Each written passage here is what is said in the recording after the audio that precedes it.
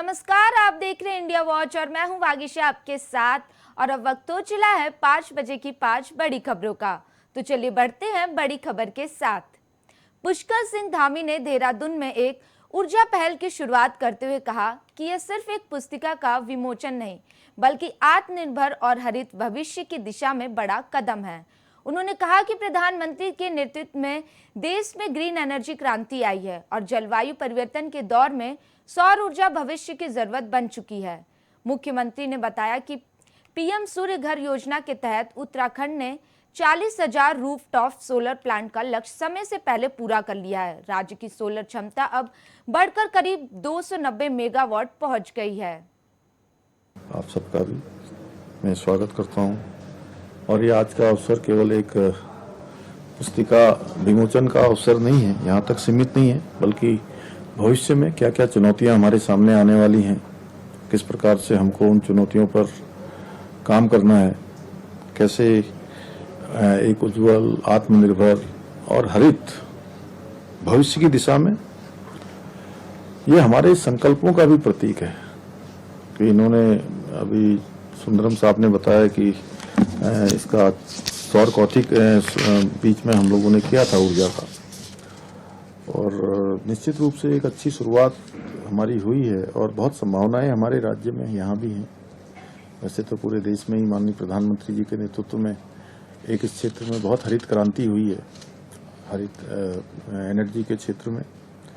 और CEW द्वारा तैयार की गई ये पुस्तिका हमारी जन जागरूकता और ऊर्जा परिवर्तन के लिए अत्यंत महत्वपूर्ण होगी।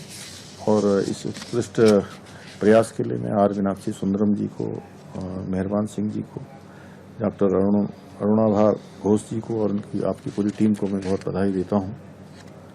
और आज जिस प्रकार की चुनौतियां हमारे सामने समय समय पर आ रही है और पूरा विश्व आज जो जलवायु परिवर्तन है उसका, और बहुत सारा जो ग्लोबल वार्मिंग है उसके कारण से ऊर्जा संकट भी हो रहा है और एनवायरमेंटल जो चैलेंजेज हैं उनका भी हमको सामना करना पड़ रहा है।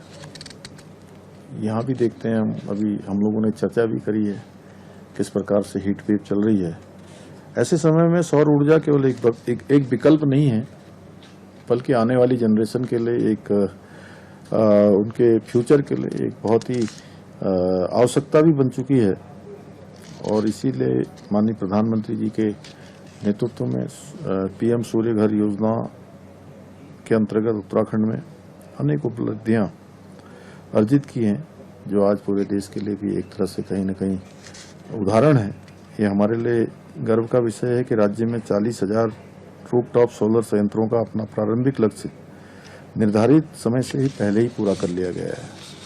और अभी हम लोग सीएम सौर स्वरोजगार योजना को भी दोबारा से उसको करने वाले हैं।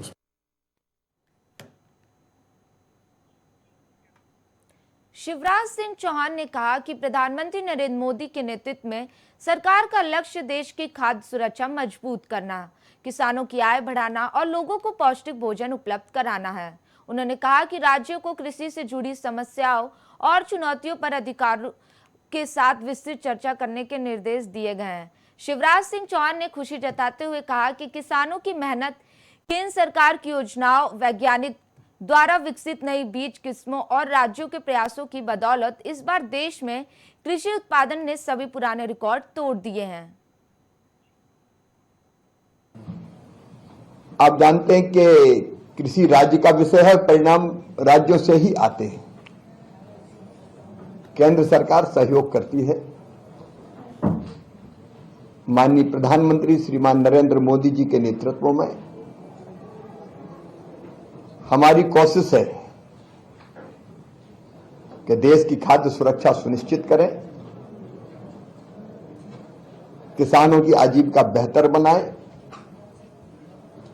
और पोषण युक्त आहार भारत की जनता को उपलब्ध हो।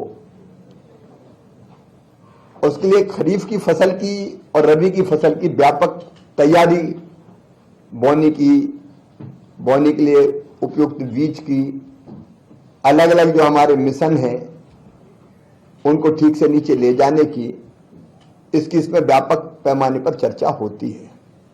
राज्य अपनी अपनी तैयारी करके आए, क्योंकि पहले वर्चुअल बैठकों के माध्यम से राज्यों को सारे विषयों के बारे में बताया गया था और अधिकारियों से हमने कहा है कि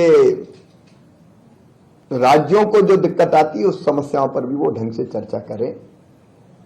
पहले ये सम्मेलन केवल एक दिन का होता था, हमको लगा कि इतने बड़े देश में एक दिन के सम्मेलन में काम चलता नहीं, तो एक दिन सारे अधिकारी मित्र बैठ के विचार विमर्श करेंगे। 3 समूहों में अलग अलग राज्यों को बांट के ये चर्चा होगी और दूसरे दिन राज्यों के कृषि मंत्रीगण भी आएंगे। कल जो विषय अभी चर्चा के हमारे हैं उनमें एक आत्मनिर्भरता, डाइवर्सिफिकेशन और उत्पादन में वृद्धि है। उत्पादन में वृद्धि के मुद्दे पर मैं एक बार फिर दोहराना चाहता हूं कि मुझे कृषि मंत्री के नाते ये कहते हुए संतोष है कि देश के किसानों के परिश्रम से, भारत सरकार की योजना, प्रधानमंत्री जी के नेतृत्व में और नीतियों के कारण, हमारे वैज्ञानिकों ने जो नई नई किस्में बीजों की बनाई उनके कारण, और राज्यों ने भी अपने अपने राज्यों में मेहनत की, इस बार सारे रिकॉर्ड उत्पादन के हमने तोड़े हैं। इस वर्ष में, इस साल कुल मिला के जो खाद्यान्न उत्पादन के आंकड़े आ रहे हैं। डेनिस अलीपोव ने कहा कि इंडो रशियन एजुकेशनल समिट दोनों देशों के बीच शिक्षा सहयोग को नई दिशा देगा। उन्होंने बताया कि भारत और रूस के बीच शिक्षा क्षेत्र में लंबे समय से मजबूत संबंध रहे हैं और अब नए अवसरों की तलाश की जा रही है। रूस में पढ़ने वाले भारतीय छात्रों की संख्या बढ़ी है, वहीं कई रूसी यूनिवर्सिटी भी भारत आ रही है। उन्होंने कहा कि रूस के शिक्षा मानक बेहद मजबूत हैं और भारत ने भी शिक्षा के क्षेत्र में बड़ी प्रगति की है। यह एजुकेशन फेयर भविष्य में दोनों देशों की रणनीतिक साझेदारी को और मजबूत करेगा। Which is a very welcoming development, because both our countries have a long-standing tradition and history of cooperation and ties in education. Over the decades, so many hundreds of thousands Indian students have studied in Russia, got qualified in Russia, and then contributed a great deal to the development of this country. So in the current circumstances, at the current stage, we are very eager to explore new avenues in education cooperation with India, to expand on this track. And we have started this process. The number of Indian students studying in Russia has increased. Russian universities are coming to India en masse and explore opportunities that have opened here in this country. In my address, I've mentioned the new education policy through which we are very keen to cooperate with India. We offer lots of opportunities in Russia for the Indian students, foreign students in general, in various fields. It is medicine, engineering, political sciences, healthcare, so many areas in which we can expand and in which we can go forward together, so that education becomes even stronger pillar of the overall strategic partnership between our countries. So this forum.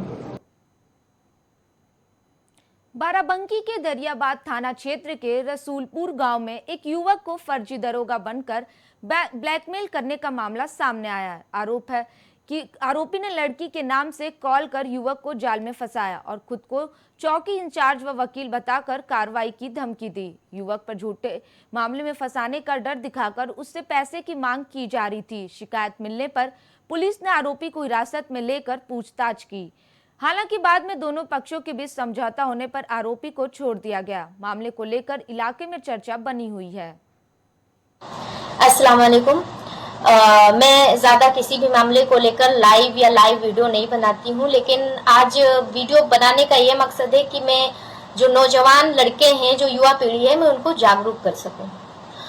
और सबसे ज़्यादा जागरूकता और सतर्कता बरतने की ज़रूरत है मुस्लिम लड़कों को, क्योंकि ये पूरा जो गेम खेला जा रहा है मुस्लिम लड़कों को फंसाने के लिए, ये मैं ऐसे नहीं करूँ, मेरे पास सबूत है, इसलिए मैं कह रही हूँ कि ये खासकर मुस्लिम लड़कों को फंसाने के लिए गेम खेला जा रहा है। और गेम कहीं पाकिस्तान से बैठकर नहीं किया जा रहा है, दरियाबाद के अंदर बैठ के किया जा रहा है, जिसका खुलासा पूरी तरीके से मैंने किया है। और इसी को लेकर मैं वीडियो बना रही हूँ ताकि मैं आप लोगों को जागरूक कर सकूं। और ये पूरी कहानी मैं बताती हूँ कि किस प्रकार से ये लोग गेम खेलते हैं। सबसे पहले मैं, जो लड़की है पटरंगा गांव की है, मैं उसका नाम नहीं लेना चाहती हूँ, मैं केवल उसका मोबाइल नंबर बताऊंगी।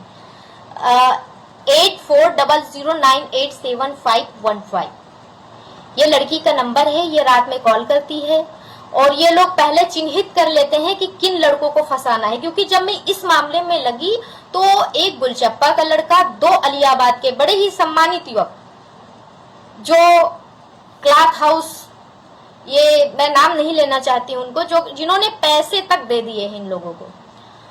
और ये मामला बड़ा ही विचलित कर देगा आपको सुन के कि किस तरीके से हमारे ही आसपास के लोग हमसे खेल खेलते हैं। और ये लड़की ज्यादातर 12, 1 और 2 के आसपास में कॉल करती है आपको। कॉल करने के बाद आप जब इससे बात करेंगे, उसके बाद क्या होता है कि रात में तो बात कर लेगी, उस फोन काट के सो जाएगी। सुबह 10 बजे फोन आता है, वो नंबर मैं बताती हूँ, 9044215445। ये लड़का संजय सिंह वकील है। मैं बिल्कुल, मुझे डर नहीं लगता किसी का नाम लेते हुए, क्योंकि इतने सम्मानित व्यक्ति का बेटा है संजय सिंह वकील दरियाबाद, और इनका बेटा है, ये वकील बनके कॉल करता है।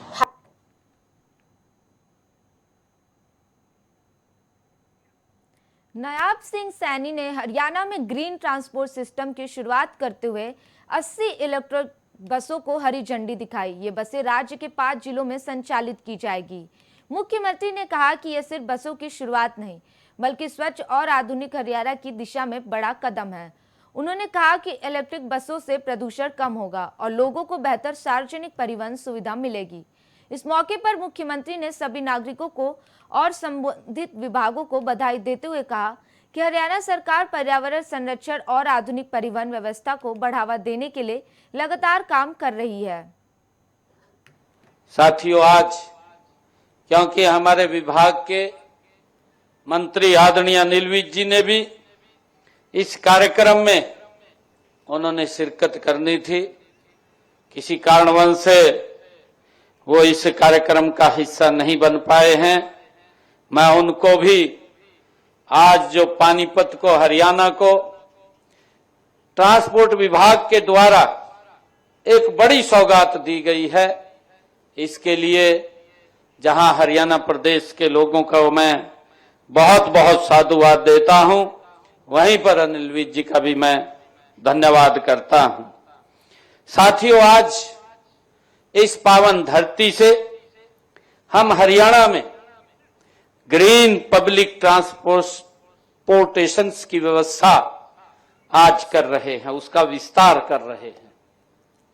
साथियों, पानीपत की इस ऐतिहासिक धरा से आज 5 जिलों के लिए ये 80 इलेक्ट्रिक बसें को यहां से रवाना करते हुए मुझे भी बड़ा गर्व महसूस हुआ है जब मैंने उनको झंडी दिखाई है। साथियों, इसके लिए पानीपत के लिए यहां पर 40 बसें, यमुनानगर के लिए 15 बसें, कुरुक्षेत्र सोनीपत के लिए 10-10 बसें और पंचकुला के लिए 5 ये इलेक्ट्रिक बसें आज यहां से हरी झंडी दिखा करके उनको रवाना किया गया है। साथियों, ये केवल ये बसें नहीं हैं, यह हरियाणा के स्वच्छ, सुगम और आधुनिक परिवहन के भविष्य की साथियों एक शुरुआत है। इसके लिए आप सभी को मैं बहुत बहुत बधाई देता हूं, आप सबको शुभकामनाएं देता हूं और आप सबको दोनों हाथ जोड़ करके मैं राम राम भी करता हूं। फिलहाल 5 बजे की 5 बड़ी खबर में सिर्फ इतना ही। ऐसे ही देश विदेश की तमाम बड़ी खबरों को देखने के लिए बने रहें इंडिया वॉच के साथ।